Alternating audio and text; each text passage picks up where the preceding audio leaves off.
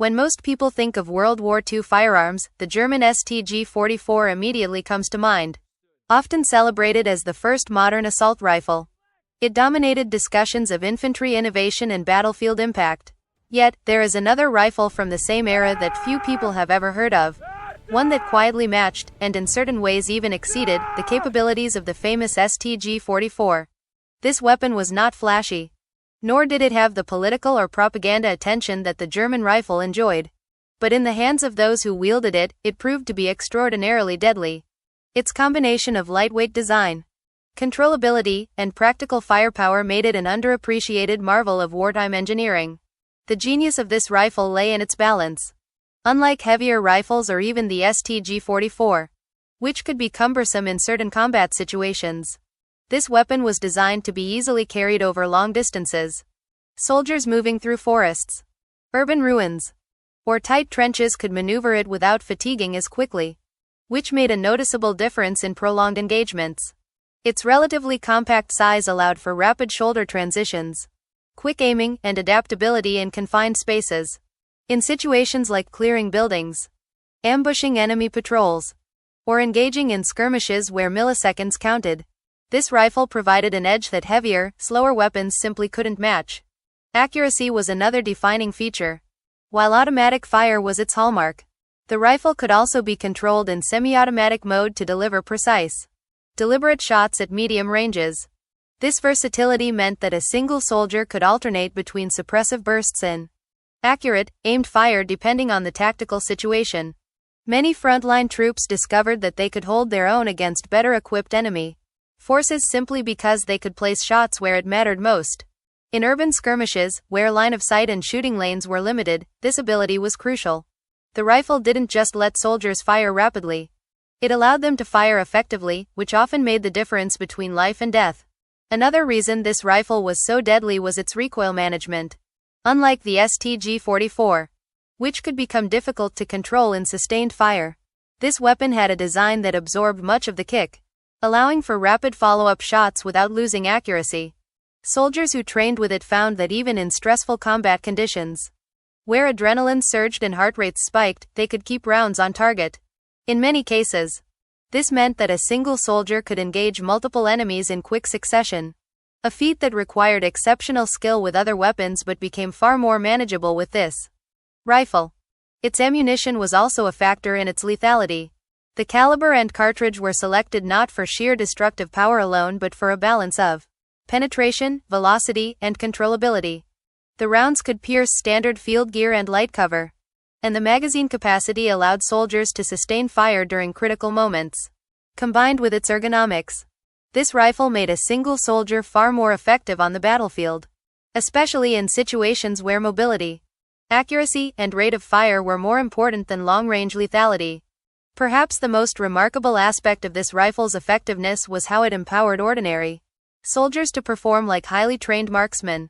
While elite units might have relied on specialized weapons and extensive drills, this rifle leveled the playing field.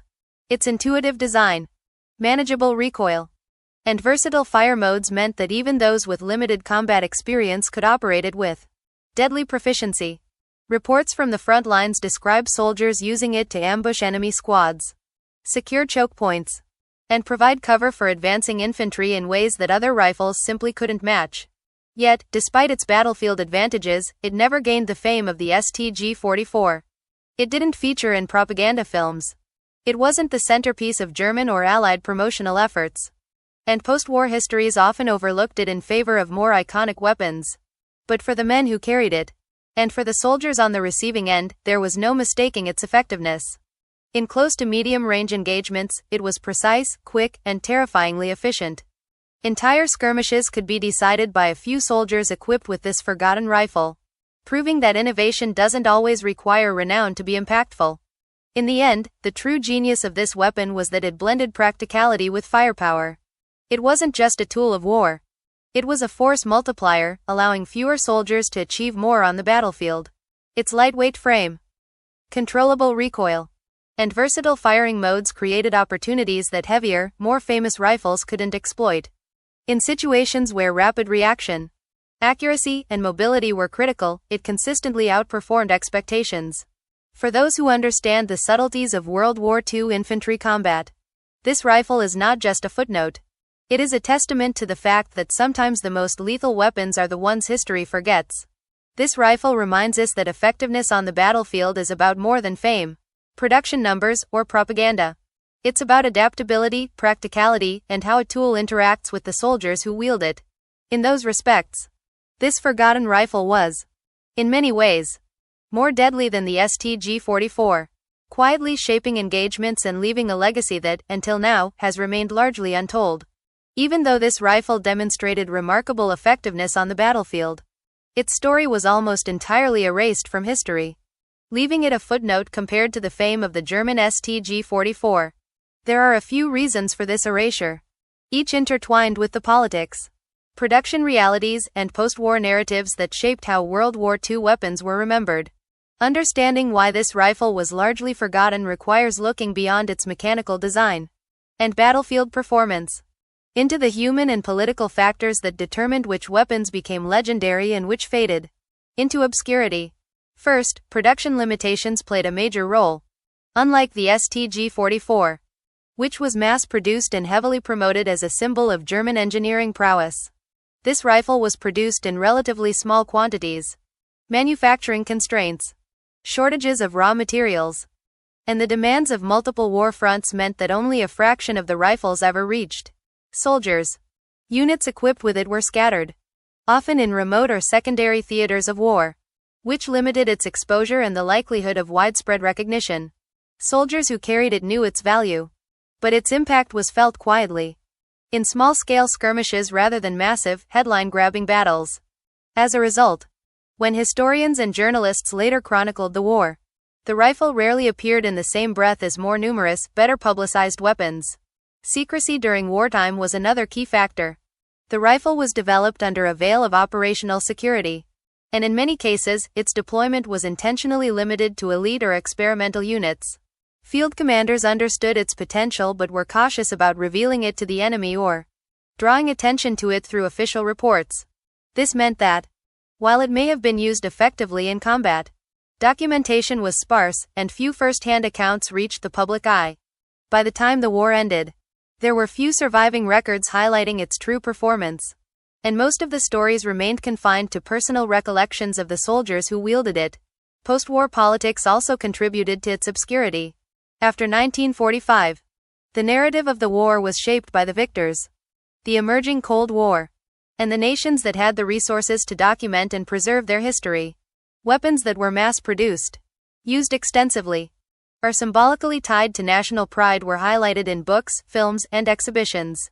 Those that had limited deployment or were overshadowed by more famous counterparts were quietly set aside.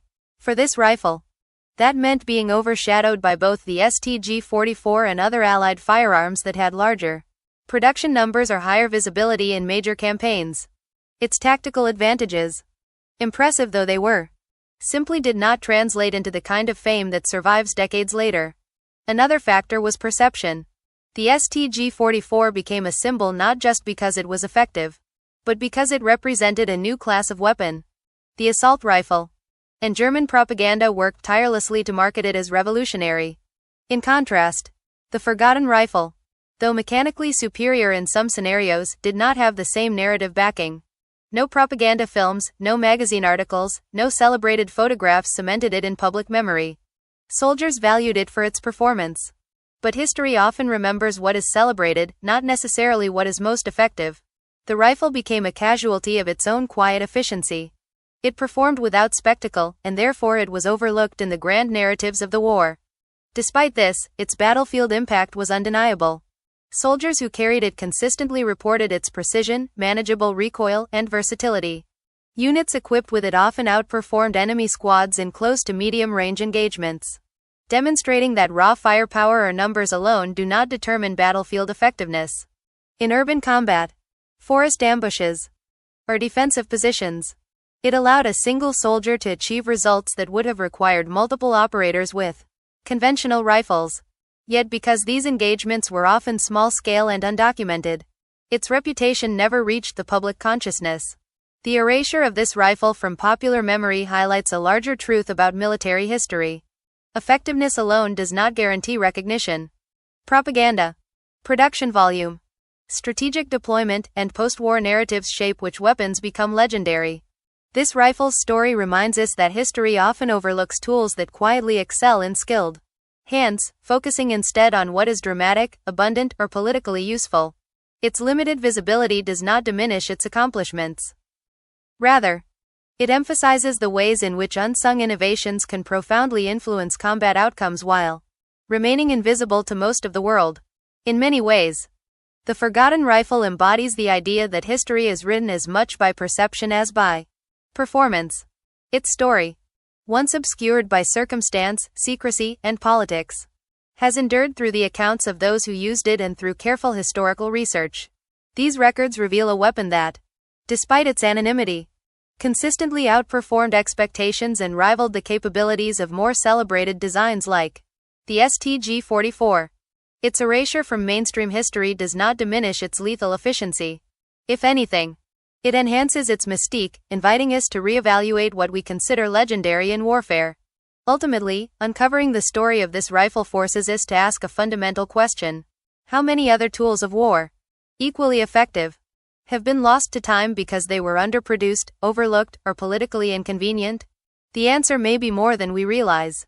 But in the case of this particular rifle, the evidence is clear. It was deadly, reliable, and tactical genius in the hands of skilled soldiers. It may have been forgotten by history, but for those who wielded it, it was unforgettable.